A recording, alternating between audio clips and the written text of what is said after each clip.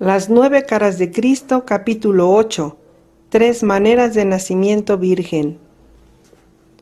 De las gargantas de las gentes de la extensa compañía salió una exclamación de sorpresa mezclada con placer por la manera como mi bella madre comenzó su charla. Ella era conocida y muy popular entre todos los de nuestro pueblo, y ellos habían esparcido su fama entre los otros miembros de la compañía. El rabí Borenham se sentó junto a mí cerca de la fogata y advertí su sonrisa complacida cuando me miró. Los ojos de mi padre se acercaron lentamente hasta que encontraron los míos. Me di cuenta de que Juan fijó sus ojos sobre los míos con esa extraña adoración que él y mi madre parecían compartir. ¿No esperamos todos al Mesías? Sí. En Malaquías escribió hace mucho tiempo: mirad, enviaré mi mensajero y prepararé el camino, y el Señor al que buscáis llegará repentinamente a este templo, y también el mensajero del pacto, y se sentará como un refinador y purificador de la plata, y purificará a los hijos de Leví, y los purgará como al oro y la plata, para que puedan presentar una ofrenda al Señor aunada a la justicia. ¿Recordáis también del profeta Isaías? Y juzgaré entre las naciones, reprenderá a muchos y convertirá sus espadas en rejas de arado y sus lanzas en podaderas. Nación no alzará la espada contra nación, ni aprenderán más la guerra. Y del tronco de Jesé saldrá una vara, y de sus raíces crecerá una rama. Y el Espíritu del Señor se posará sobre él, el Espíritu de la sabiduría y del entendimiento, el Espíritu de consejo y poder, el Espíritu del conocimiento y del temor del Señor, y él no juzgará por lo que vea ni reprobará lo que haya escuchado, mas con justicia juzgará a los pobres, y con justicia reprenderá a los mansos de la tierra, y castigará a la tierra con la vara de su boca, y con el aliento de sus labios golpeará al inicuo, y el niño de pecho jugará en el nido de la víbora. Yo repito que estas profecías y otras ya se han cumplido, incluso ahora. Entre vosotros camina uno que viene de la prole de Yesé, de los lomos de David, pasando por una virgen inmaculada y pura. Permitidme que os cuente su historia, porque aunque todos sabéis sobre Yesé y David, solamente yo conozco a la Virgen perfecta. Ella es y era una niña de nuestra aldea, hija de sacerdotes, y he aquí su sorprendente historia. Esta doncella fue criada como un regalo santo de Dios. Sus padres se aseguraron de que sus pies no pisaran suelo sin consagrar hasta que llegara a los 7 años, y se le hizo novia de la iglesia. Durante su juventud recibió buen cuidado y esmerada educación y pasó a la condición de mujer un poco solitaria y muy dada a los pensamientos místicos. No la escogió ningún hombre hasta mucho tiempo después de haber cumplido la edad. No hasta mucho después de haber cumplido los 15 años, vino un hombre a reclamarla y a pagar la dote por una joven tan mística y bien criada. A los 17 la escogió un gran hombre, un erudito de carácter amable y de aspecto humilde que tenía 24 años cuando se comprometieron. Después de la fiesta de compromiso, él se marchó a otra ciudad para cumplir con un trabajo de construcción. Después de 4 meses de ausencia, ella se sintió muy sola y a menudo iba al santuario de la casa de su padre a orar. Allí, un día su vista fue iluminada por un ángel, de pie, erguido y alto, en medio de un brillo poderoso. El ángel dijo: «Salve, Virgen, altamente favorecida, Dios está contigo, bendita eres entre todas las mujeres». Pero la doncella estaba severamente angustiada y petrificada. Temía que la visión hubiera sido falsa, mas el ángel dijo: «No temas, Virgen, has encontrado favor delante de Dios. Escucha la voluntad del cielo. Concebirás y darás a luz un hijo, que será poderoso y se llamará Hijo del Altísimo. Y el Dios Supremo lo colocará sobre el trono de su antepasado David. y reinará sobre la casa de Jacob para siempre, y su reino no tendrá fin. Pero mientras el ángel hablaba y el santuario estaba lleno de su resplandor y hacía eco de la gloria de su voz, la mente de la Virgen empezó a vacilar y a huir de la conciencia divina. Cuán rápidamente descendió de una meditación elevada a una actitud de mente totalmente humana. La duda, la vergüenza, el temor, sí, incluso el terror empezaron a darle golpes a su conciencia. Su mente luchaba con preguntas tales como: ¿era este en verdad el ángel de Dios? Si él era un mensajero del Altísimo, ¿por medio de qué señal podía probarlo? Si ella, una virgen no tocada por el hombre, debía concebir y dar a luz al Hijo del alto cielo, ¿lo creería el hombre y le rendiría culto, o la deshonraría y la acusarían ante el mundo? ¿La rechazaría su amado por medio del decreto de divorcio? Si así fuera, ¿lo haría por medio de 2 testigos que guardarían el secreto, o lo harían en público ante el portón o dentro de la sinagoga? Si él no le creía, ¿lo harían los vecinos? ¿Tomarían la ley en sus manos los vecinos encolerizados, la llevarían a juicio y la condenarían? Luego la apedrearían hasta la muerte, según la costumbre. En verdad tenía motivos para temer en el plano humano y ninguna garantía para el futuro. Ciertamente era grande la angustia de su alma, pero en secreto estaba complacida porque había sido escogida y en parte creía. ¿No le habían asegurado tantas veces su padre y Ana, su querida madre, que antes de su nacimiento se presagió que era la escogida de Dios? ¿No había sido dedicada a él en ceremonias secretas en cuerpo, mente y alma? Así como una mujer se casa con un marido terrenal, ¿no había sido ella desposada al Altísimo? Sus pies no habían tocado suelo profanado hasta que cumplió 7 años y se decretó su vida. ¿Eran otras doncellas atendidas con tanto cuidado y tan enteramente purificadas para un propósito divino? Incluso, cuando empezó a razonar de este modo, ella comenzó a ver que había sido escogida como un instrumento del Señor antes de su propia concepción. Su servicio decretado y divino era una fuerza inexorable que le daba vueltas a sus dudas y flaquezas humanas. Con humildad y agradecimiento cayó de rodillas y saludó con reverencia su servicio a la divinidad. Con todo, ¿no será la mente humana siempre curiosa? ¿No seguirá preguntando ¿por qué? ¿Cómo? ¿Cuándo? ¿Aún de lo divino? Preguntó al ángel: ¿cómo puedo concebir si no he conocido varón?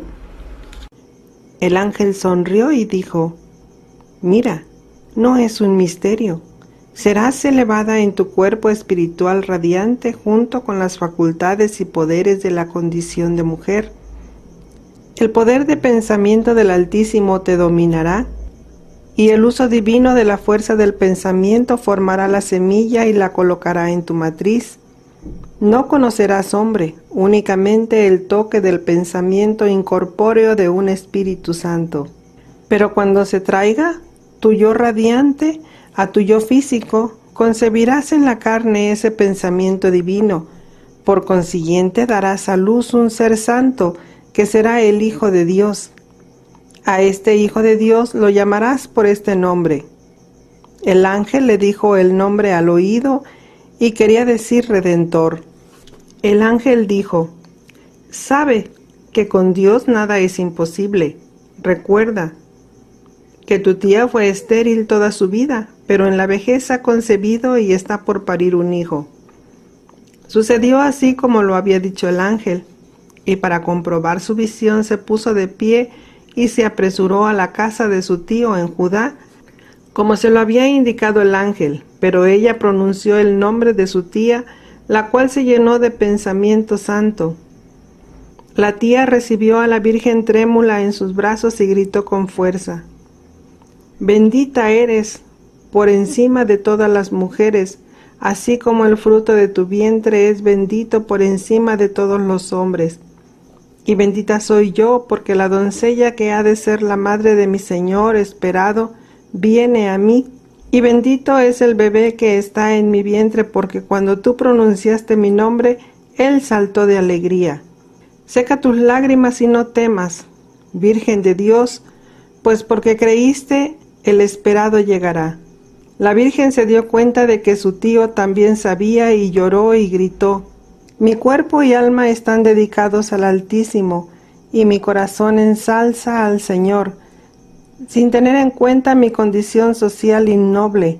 Él me ha escogido para ser su doncella, y en lo venidero todas las generaciones del hombre me llamarán bendita por encima de todas las mujeres. El que es todopoderoso ha realizado cosas grandiosas conmigo y me ha mostrado su compasión. Junto con su fuerza, bajó de su pedestal a los de alta condición social y ha exaltado a aquellos de grado bajo. Para que ningún hombre la pudiera condenar, su tía y su tío fueron testigos de su pureza y dieron fe de ella, y luego, a partir de ese momento, la mantuvieron en el santuario en retiro. No permitieron que ningún hombre se le acercara, para que su reputación estuviera por encima de todo reproche y para que su nombre fuera santo a los labios de toda la humanidad. Le enviaron un mensaje a su prometido en el lugar donde trabajaba construyendo un templo. Casi al terminar los 4 meses él vino a verla a casa de la tía, solo entonces cuando hubo terminado su trabajo. Cuán asustada estaba la Virgen cuando se detuvo ante la presencia de él, y ella lo miró con ojos de amor y de extrañeza. ¿Podría ella realmente saber lo que él diría o sentiría al averiguar que ella llevaba casi 4 meses de embarazo? ¿Qué creería él? Pero ella, su tío y su tía le contaron todo, alegando que él debía saberlo y que si no les creía debía examinarla antes de rechazarla. Pero él se quedó muy quieto, sus ojos fijos sobre los de ella, de un modo inescrutable. No se sintió impelido a culparla ni a reprocharla. Él escuchó a la tía de la Virgen explicar bajo su palabra de honor que la doncella todavía era virgen y que ningún hombre se le había acercado en ese tiempo. Pero él no se sintió movido a la aceptación, a la alabanza, ni al júbilo. La miró con ojos que parecían estar llenos de adoración y amor. No obstante, no dijo ni una palabra y se alejó de la casa con lágrimas en los ojos. La Virgen no supo lo que él sintió ni lo que creyó, y lloró y gritó al Todopoderoso en medio de su angustia, de modo que resolvió morir y rechazó alimento y agua. Y al terminar el 2.º día se paró en medio del santuario y gritó con amargura. Luego escuchó un sonido y sintió los brazos de su amado a su alrededor, su beso dulce sobre su rostro y sus lágrimas que se mezclaban con las de ella. «Querida, nunca dudé de ti, porque yo lo sabía antes de que tú lo supieras, y había detalles entre mi altísimo Dios y yo sobre los que tenía que orar y por los que tenía que agradecer, y mis palabras no podían expresar el gozo de tu santidad y las maravillas de su creación». Después de la reconciliación de los amantes y luego de que la tía y el tío de la Virgen entraron al santuario, él les dijo a todos terminantemente: «Ciertamente yo no creo que ella haya concebido de la manera como se ha contado». Cuando la tía protestó y defendió a la Virgen, él la detuvo con una mirada silenciadora. «Mujer, escúchame. Yo sé que esta doncella todavía es virgen, porque poseo pruebas más fehacientes que lo que pueda expresar una lengua. Pero yo sé de qué hablo. Hay 3 modos de nacimiento virgen. Escúchame bien para que lo comprendas todo. Si ella fuera una cualquiera en lugar de una virgen, todavía me casaría con ella. Tan grande es mi amor por ella. No obstante, si no la amara y estuviera profanada y fuera ordinaria en vez de pura y virtuosa, aún me casaría con ella, porque es el deber con lo que prometí. Quiero que lo sepas. La amo y sé que es una virgen de Dios. Sin embargo, no estoy de acuerdo con la manera como esta doncella santa concibió. Después de haber expresado mi opinión clara y libremente para que dentro de mí no haya una creencia secreta que sea causa de malentendido, coloco mi amor y mi nombre a sus pies y le pido a esta doncella que decida. Si ella todavía lo desea, que el matrimonio sea hoy, ya mismo, en este santuario que ya es divino debido a sus oraciones, sus lágrimas y su presencia. Cuán grande fue el gozo de la doncella. Se acordó la hora de las nupcias y ella se convirtió en su desposada. Esa noche 4 personas y 3 milagros estaban sentados a la mesa de la cena. Una mujer estéril que llegó a ser fecunda por la promesa de Dios, una virgen que concibió por la orden de Dios y un prometido que se elevaba por encima de todas las dudas humanas. Y con ellos los 2 hijos por nacer que influirían sobre el futuro de la humanidad. Aunque ella se fue a su hogar y a su cama, el prometido no conoció a la doncella hasta que un hijo nació de una virgen, cumpliendo así la promesa y las profecías. Ocurrió entonces que cuando se acercó su hora, tuvieron que emprender un viaje largo desde su hogar en nuestra aldea hasta Belén, porque el César romano había ordenado un registro de todos los judíos en la ciudad de su nacimiento, y Herodes, el terrible, ordenó que esto se hiciera sin demora, de modo que ella estaba encinta cuando llegaron al pueblito de Belén, pero se retrasaron porque ella no podía viajar rápidamente y no había cuartos disponibles en la posada o en los hogares de las gentes buenas de la aldea. De modo que el prometido se fue donde los esenios, quienes les dieron permiso para usar la gruta de sus ceremonias secretas, y ella dio a luz a su primogénito, lo envolvió en pañales de algodón y lino y lo colocó en un pesebre dentro de la gruta. Sin darse cuenta de los sucesos del exterior, ella cuidó del Hijo de Dios. Con todo, otros milagros estaban sucediendo. Ciertos pastores observaban los rebaños destinados al sacrificio en el templo. De repente, un ángel se puso de pie ante ellos en los campos donde yacían envueltos en mantas, pues era una noche fría, casi a la primera luz del día del 23 de mayo. Un esplendor brilló alrededor y el ángel dijo: «No temáis, porque traigo buenas nuevas de gran gozo a todas las gentes del mundo para siempre. Exactamente a esta hora ha nacido en la ciudad de David el esperado, el Salvador. Y para que creáis y sepáis que esta es vuestra señal, lo hallaréis envuelto en pañales acostado en un pesebre».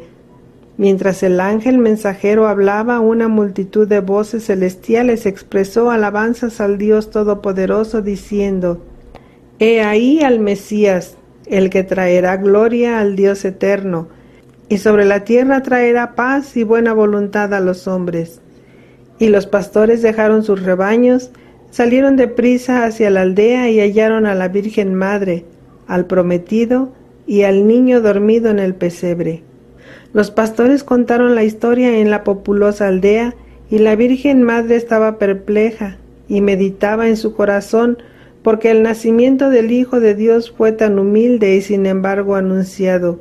Después de que pasaron los 8 días, el niño fue circuncidado y le pusieron el nombre que el ángel había anunciado antes de que fuera concebido en el vientre de la Virgen. Y cuando llegaron los días para su purificación según la ley de Moisés, sucedió lo que os conté en este pozo.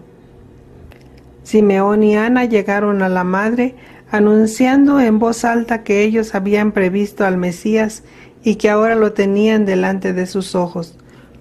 Prometí deciros quién era la mujer de Nazar.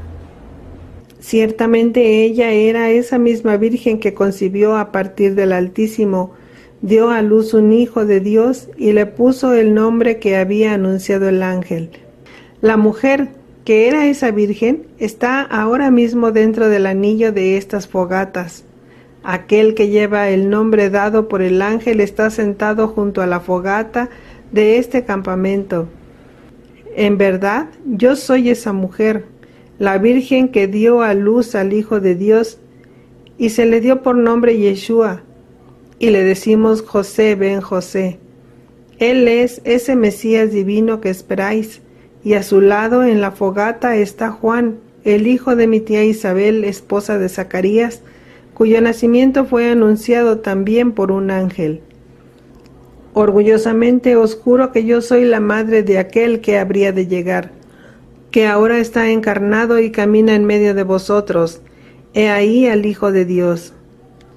En toda esa compañía ni un aliento movió el aire del desierto, ni una persona se movió como para no estropear el encanto de la historia. El rabí Borenham lloró, movió la cabeza y lloró un poco más. Mi madre se quedó de pie en medio del resplandor del fuego, aparentemente transportada y liberada. Resplandecía más allá del sueño de cualquier hombre. No obstante, sus ojos buscaban los míos con una súplica y un terror extraños. Juan suspiró y sus ojos fulguraban con una luz de adoración total. Pero mi sorpresa era completa y mi corazón estaba demasiado lleno de admiración como para moverme. A mi bella madre la colocaron sobre el suelo, se quedó parada con vacilación cerca del pozo, sus ojos fijos sobre los míos. En su rostro vi ese terror extraño que ya había presenciado y mi corazón dio un brinco hacia ella a pesar de mi confusión y turbación. Le sonreí, tratando de mostrarle mi amor a través de la distancia, y me puse de pie para ir donde ella. Pero ella corrió con avidez hacia mis brazos y se aferró a mí en medio del temblor y el sollozo. «Oh, hijo mío, mi divino hijo, debí habértelo dicho. Muchas veces lo intenté. Oh, cuán insensata e indigna he sido». Yo no podía hablar. En verdad, en ese momento había lágrimas dentro de mi garganta, pero mi mente se congeló por la desconcertante insinuación. Estaba parado al borde del abismo profundo de la duda, porque mi madre era la mujer más mística e ingeniosa y una narradora fabulosa de historias. Yo sabía que ella podía inventar o improvisar para mejorar la historia, mas en sus ojos yo veía que ella verdaderamente creía cada palabra de la historia que acababa de contar. En medio de su terror trémulo y sus palabras, percibí su temor de que yo estuviera disgustado con la historia o que dudara de su palabra. La acaricié. «Bella madre, tú eres la madre más digna y más bella, demasiado maravilloso, incluso para un Mesías». Los niños se pusieron de pie y nos miraron con ojos de sabiduría. Estaban orgullosos, pero a la vez tímidos. Mi madre al verlos olvidó sus lágrimas y rió al ver las expresiones sobre sus rostros y los trajo a sus brazos. A todos a una sola vez. Rápidamente, practicando aquello de ser una buena madre, recuperó su serenidad y rió con todos nosotros. Pero a partir de ese momento a veces yo detectaba en mis hermanos y hermanas la misma expresión que anteriormente solo veía en los rostros de mi madre y de Juan. A los pocos minutos los peregrinos de la compañía se acercaron para agradecerle por la historia y por el magnífico entretenimiento. Pero cada uno de los visitantes me miraba con un semblante curioso, pernicioso o reverente. Mucho más tarde, cuando casi todo el campamento había pasado por nuestra fogata para saludar o charlar, pudimos prepararnos para dormir, pero el zumbido de las voces continuaba, pues muchos se sentaron junto a sus fogatas para discutir la historia. Incluso, Cuando yacíamos sobre nuestras camas del desierto, muchos de los peregrinos vinieron y se quedaron de pie más allá de las brasas de nuestra fogata, y yo podía ver los ojos curiosos que miraban furtivamente a nuestro campamento desde todas las direcciones. Después de dormir más bien poco, estábamos ansiosos de dejar el campamento a la primera luz del día, pero muchos se acercaron portando antorchas, hablaron con mi madre y le hicieron preguntas. Comimos con rapidez y emprendimos el viaje, pero aún llegaban muchos para hablar con mi madre y para hacerme preguntas. Partimos hacia el oeste, más allá del monte Gilboa, al noreste de Jezreel, y cuando nos detuvimos a almorzar apareció el monte Tabor que contrastaba con el desierto hacia el norte. Mas yo no quería hablar con todos los peregrinos curiosos, quería hablar con mi querido padre, necesitaba su ayuda y sus opiniones sensatas. Y sobre todo necesitaba su sabiduría, porque empecé a darme cuenta de que mi madre había contado lo que ella pensaba que era cierto. Estábamos casi de regreso en Nazar cuando me di cuenta de que mi padre deliberadamente trataba de evitar que yo le hablara a solas. Intencionalmente me estaba dejando solo con mis preguntas interiores. Esas preguntas agitadas chamuscaban mi mente y echaban llamas hasta llegar a un ardor blanco. Estaba tan fastidiado y afligido con los pensamientos internos, las dudas y las sospechas, que me encontré escuchando solamente a medias cuando hablaba, incluso con los ancianos de la compañía. Les puse muy poca atención y no les mostré mucho respeto. Maribé estaba muy cansada de la larga caminata y Juan y yo decidimos ayudarle cargándola sobre nuestros hombros. Juan la llevó primero durante un rato. Cuando me tocó el turno, ella retrocedió. Me sorprendí, mas no estaba listo para la herida profunda que me causaron sus palabras tan directas. ¿Debería un mortal como yo sobrecargar al Hijo de Dios?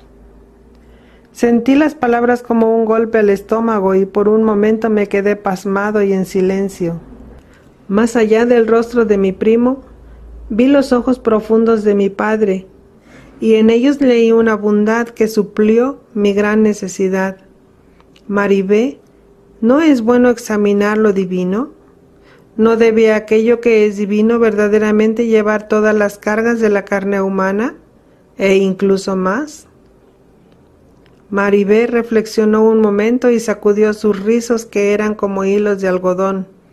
Bueno, sí lo quiero como a un hermano, incluso si es el Mesías. Con la sinceridad natural de los niños vino a mis brazos, se sentó a horcajadas en mi cuello y seguimos caminando con dificultad bajo el calor de la tarde. Mi padre se limitó a guiarme y a enseñarme. Sus palabras habían sido una advertencia preparatoria para las pruebas difíciles que vendrían. Las preguntas que perturbaban mi mente desgarraron mi corazón igual que un cojín a la cruz. ¿Era yo en verdad divino? ¿Era yo, como pensaba mi madre, el Hijo de Dios? ¿Hijo de una virgen impoluta por el hombre? ¿Qué quiso decir mi padre cuando le dijo a mi madre que había 3 maneras de nacimiento virgen? Mientras más reflexionaba sobre estas cosas, más me daba cuenta de que tenía que hablar con mi padre, pero siempre estaba con alguien y no podíamos hablar a solas. Mi madre, al parecer ajena a la carga que había arrojado sobre mi corazón, parecía un pájaro, alegre y libre. Se movía con una nueva energía y se veía más animada que nunca. Vi que por fin había hecho aquello que se veía obligada a hacer y que sin embargo había aplazado, llevando en su corazón la carga de la postergación, pero algo bueno había sucedido. Ahora, cuando ella y Juan me miraban, comprendía yo en parte la adoración extraña que salía de sus ojos. No era amor ni falta de amor por mí. Era adoración humilde por esa esencia divina que yo representaba en su mente. Me di cuenta de que mientras ella pensaba que yo era el Mesías, esa adoración radiante se volcaría sobre mí. Pero me preguntaba a mí mismo, ¿Qué sucedería si ella averiguara que yo no era divino, sino meramente humano? Sabía cómo su vida giraba alrededor de ese designio de su propia preparación cuidadosa, su nacimiento y su entrenamiento para servir como la doncella de Dios. Sin ese designio secreto, este maravilloso propósito en su vida, ésta sería menos que nada. Comprendí claramente que mi propia divinidad, incluso mi aceptación verbal de la divinidad como hijo de Dios, era necesaria para apoyar su continuada fe en su creencia. En el momento en que yo esquivara su idea de Dios en forma humana, o si llegara a fracasar en las pruebas de divinidad, en ese mismo momento su vida llegaría a ser un fracaso. Sus sueños vagos, su vida vana, sus esperanzas negadas. En un momento así, mi bella madre estaría mucho mejor si estuviera muerta. Por el amor que yo le profesaba a mi madre, sabía que nunca podría negarle, en privado o en público, que yo era divino, nacido de Dios en forma humana. El Hijo del Altísimo. Haber negado esto habría equivalido a destruir totalmente a mi madre. Enterrarle una daga en el corazón habría sido una acción más bondadosa, porque ahora negar mi divinidad sería delatarla ante las verduleras y chismosas. En nuestra aldea su reputación sería hecha añicos. La tratarían como a un zorro herido en medio de una manada de lobos. Le retirarían todo el amor y la admiración y caminaría por un camino solitario. No podría negar la divinidad sin llevar a mi madre a una muerte prematura o sin dejarla abatida, o mejor, muerta. ¿Pero podía yo reclamar la divinidad? Si aceptar la convicción de mi madre, ¿me estaría separando de mis propios hermanos? ¿De mi familia? ¿De mis semejantes? O peor, ¿me separaría del sendero del iniciado que tanto deseaba recorrer? ¿Estaría entonces para siempre impedido de saber más sobre la Hermandad Blanca y la Orden de Melquisedec? Solamente mi padre podría responder, y él me eludía deliberadamente. Estaba lo suficientemente cerca para apoyarme si otros eran duros conmigo, pero lejos, demasiado lejos de mí. Mientras más profundizaba en mis pensamientos, más me confundía y empecé a hacerme preguntas que no podía contestar. Si yo era divino, ¿por qué no lo supe directamente? ¿No era lo divino conocimiento íntegro? Si era divino, ¿por qué no tenía todas las destrezas y capacidades, incluyendo la composición y los números? ¿No era lo divino aprendizaje íntegro? Si era divino, ¿por qué amaban más a Juan que a mí? ¿Y por qué no era yo amado por todos los hombres? ¿No era lo divino amor íntegro? Si yo era divino, ¿por qué no era alto y bien parecido como mi padre, o ancho y poderoso como Juan? ¿No era lo divino belleza íntegra? Si era divino, ¿por qué no comprendí el significado de la visión del ojalatero? ¿No era lo divino revelación íntegra? Si era divino, ¿por qué no entendía todos mis propios conflictos emocionales internos y las lealtades falsas? ¿No era lo divino verdad íntegra? Si era divino, ¿por qué no podía permanecer en la condición de mente radiante como la que experimenté durante la meditación profunda en el pesebre de la gruta durante mi iniciación? ¿No era lo divino gloria íntegra? Si era divino, ¿por qué perdí el control de mí mismo cuando Juan se metió en dificultades? ¿No era lo divino coraje íntegro? Si era divino, ¿por qué no había entendido, o por lo menos dominado inmediatamente la técnica para estar en dos lugares al mismo tiempo? ¿No era lo divino poder íntegro? Si era divino, ¿por qué no pude resucitar a Juan?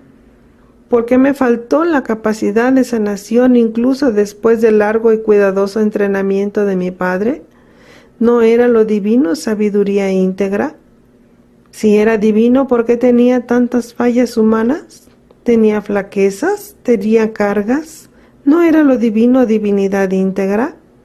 Si era divino, ¿por qué no comprendí cabalmente lo que mi padre quiso decir cuando le dijo a mi madre que había 3 modos de nacimiento virgen, o lo que quiso decir cuando dijo que él podría ayudarme más cuando yo tuviera que dominar las cosas pertinentes al cielo? ¿No era lo divino entendimiento íntegro?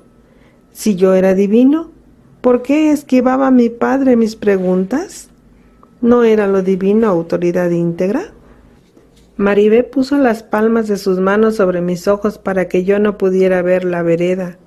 Cuando me detuve, ella se rió y dijo: «No has escuchado ni una palabra de lo que he dicho». Y no he parado de hablar. Estás evadiendo a todo el mundo. Ni siquiera Juan pudo seguirte el paso. ¿No te parece que deberíamos esperar? La bajé de mi hombro, la puse sobre el piso y le arrugué su blusa. Besé su mejilla de color de melocotón. Estoy demostrando que soy divino. Ella no se rió conmigo, pero se quedó mirándome con toda serenidad. Pero no tienes que probarlo, yo lo sé, se nota. ¿Cómo se nota, Maribé? A donde quiera que vas, hay cosas buenas allí, y por donde tú caminas crece la belleza. Cuando tú hablas, el mundo entero escucha. No solo niñitas como yo, sino hombres de importancia, y no solamente hombres y mujeres, porque hasta las alondras se olvidan de cantar y las ardillitas del suelo se sientan a escuchar. Cuando sonríes, el mundo entero es feliz, y si frunces el ceño quiere llorar. Si dices que algo va a suceder, así es. Si piensas fijamente en un problema, siempre se resuelve todo. Cuando tú estás cerca, todo el mundo se llena de una paz y una felicidad extrañas. Por esas cosas todos nosotros sabíamos que tú eras divino antes de que anoche mamá estropeara nuestro secreto. Miré abajo hacia sus ojos tan azules y oscuros que albergaban la sabiduría de mi padre y el fuego de mi madre. No me salían las palabras, así que la toqué suavemente con la punta de mi dedo en la nariz y finalmente sonrió. Quizás seas tú la que es divina. ¿Qué crees? Juan nos alcanzó. Su cuerpo grande se movía con rapidez y en su rostro se veía una amplia sonrisa y sudor. ¡Uf! Volaste, como un remolino de polvo asustado. Y no te culpo por haberte adelantado a esos parlanchines. No dejan tranquila a la familia, preguntándoles a todos por la historia de anoche, como si no pudieran ver que tú eres divino. ¿Cómo podrían ellos verlo, Juan? ¿De qué manera lo exhibo? Con cada movimiento y con cada palabra. Mamá lo sabe, ella siempre lo nota. En verdad, sí que lo nota. Cada palabra, cada movimiento. El primero de la compañía estaba entonces cerca de nosotros y los gritos y las bromas aumentaron. Por un rato caminé con algunos de los hermanos esenios, quienes hablaban de cosas triviales o cantaban plegarias y canciones, pero tan pronto como pude me adelanté para intentar desenmarañar mis retorcidos pensamientos. Había mostrado a mi madre mis rasgos a los otros miembros de mi familia y les había hecho ver mi divinidad a través de sus ojos y no a través de los de ellos. Ya la había visto persuadir a hombres ilustres por medio de la fuerza de su lógica, su belleza y su amor efusivo. Si ella había usado las tácticas a diario con mi familia, seguramente los convenció sin dificultad. Ya sabía que no podía recurrir al rabí Borenham, pues él ya estaba bajo el hechizo y era uno de los celotes secretos que aguardaban la llegada del Mesías, con la esperanza de que él guiaría a Israel a destronar a los conquistadores romanos. No podía pedir consejo al sacerdote. Si mi madre había sembrado la idea de mi divinidad en las mentes de mi familia y mis amigos, no podía esperar ver un reflejo de la verdad en sus ojos, a menos que lo que mi madre decía y pensaba fuera 100% correcto, porque ciertamente bajo el dominio de ella todos me verían como divino y como el esperado Mesías. Luego me pregunté si podía hablar con mis hermanos en el complejo. Lo pensé bien y decidí que no podía hacerlo. Ellos caminaban conmigo ahora y sin embargo no decían nada en cuanto a mi éxito o fracaso en el templo. Tampoco hablaban de la historia de mi madre sobre la Inmaculada Concepción. Eran amables y atentos conmigo, pero esto era parte de nuestra formación diaria. Solo hablábamos sobre las trivialidades del día, rezábamos nuestras oraciones o recitábamos en conjunto los salmos de acción de gracias. Verdaderamente no quedaba nadie más que mi padre para resolver mis dudas. Pero él no me daba la oportunidad de que habláramos a solas. Con todo sabía que él me amaba mucho y que cualquier cosa que dijera a la larga sería de gran importancia y de verdad eterna. En la desviación nos despedimos de aquellos peregrinos que iban con rumbo al norte hacia Caná, Cafarnaúm y los otros pueblos. Al llegar a nuestra aldea nos acompañaban solo unos 400 que cantaban mientras caminaban con vigor por las calles sinuosas de la aldea. Nos detuvimos en la cima de la loma y miramos hacia abajo. Nuestra aldea estaba situada sobre las colinas más pequeñas al lado de la montaña. Era una vista hermosa con las casas descansando, como en las escenas de los sueños sobre las colinas y el río.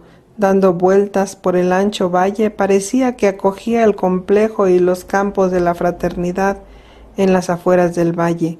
Después de muchos hasta la vista y muchas bromas, las familias se fueron a sus hogares. Los esenios y mi familia permanecieron juntos hasta que llegamos a nuestro patio. Luego los hermanos nos dejaron con un saludo silencioso de amor y de bendición. Pero no pude hacer arreglos para estar a solas con mi padre. Jim Jim y Jojo estaban con nosotros para desguarnecer y almorzar los animales. Luego bajaron con mi madre y Maribé a la rocosa cuenca en el río para lavar nuestras ropas de viaje. En el taller donde trabajaba mi padre estuvieron Juan y una cantidad de visitantes toda la tarde. Entonces, los momentos pasaron rápidamente y llegó la hora de la cena. Era una noche hermosa. Estuvimos todos juntos hasta la hora de acostarnos. Mi madre estaba tan chispeante, tan radiante, tan espontánea, tan libre. Su gracia fulguraba y su energía se elevaba. Su amor se derramaba sobre todos nosotros. Estaba desahogada y gozosa. Después de habernos acostado, la escuché decirle a mi padre con felicidad y en voz baja: «Oh, José, José, estoy tan contenta de que por fin se hizo. Ahora cientos de personas de toda la nación saben la verdad y ya creen en su divinidad. Me siento tan libre». Querida, contaste una historia convincente y estuviste tan bella que ningún hombre podía dudar de ti. ¿Y qué piensa mi esposo? ¿Quién te adora más que él? Él me adora, pero ¿cree completamente? Más que completamente, él cree fielmente. Oh, José, algún día sabrás cuán equivocado estás. Mientras tanto, bella esposa, no sé ya exactamente cuánta razón tienes, pero tú no crees que Él es el Hijo de Dios. ¿Dios en forma humana? ¿Hay algún otro Dios? A menos que sepas que sí, ¿estarías de acuerdo si te lo dijera? El camino del iniciado, recuerda, yo lo recorrí durante 6 años. ¿Podría ser que te detuviste demasiado pronto? Me detuve cuando el ángel apareció. ¿Nunca tuviste la curiosidad de saber cómo sucedió eso? ¿De qué otro modo? Fue enviado por Dios. ¿Dios en forma humana, querida? ¿Hay alguna otra forma? Para mí solo hay una forma. Tenía que ser Dios en forma humana. En esta creencia tuya, ¿me haría ceder si ello fuera en contra de mi propio conocimiento verdadero? Solamente si creyeras. Querida, yo sé que te adoro, mujer. ¿No es eso suficiente? ¿Qué tal si él no cree, porque tú te rehusas a creer? ¿Qué opina él de todo esto? Oh, es recatado y modesto. La historia fue un trauma. Todavía no puede aceptar la historia verdadera, pero con el tiempo lo hará. Oh, lo hará. Tiene que hacerlo. ¿Por qué no decimos, tiene que hacerlo si Dios quiere? Oh, José, José, yo sé que no lo aceptas, pero ya verás, mi amor, ya verás. Espero les haya gustado este video. Si es así, favor de dar pulgar arriba. Compártanlo y suscríbanse a mi canal. Es gratis. Muchas gracias y hasta la próxima.